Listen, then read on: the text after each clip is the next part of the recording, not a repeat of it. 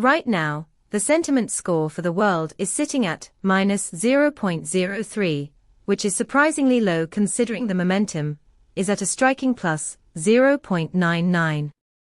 This suggests a strong upward shift in sentiment is being overshadowed by underlying negativity. It's an unusual divergence.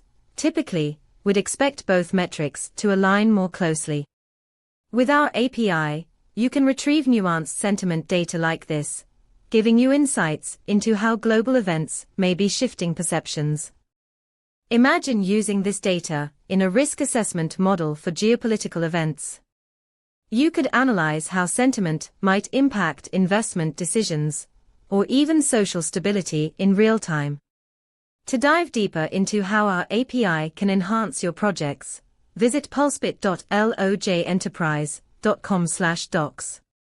Let's get building.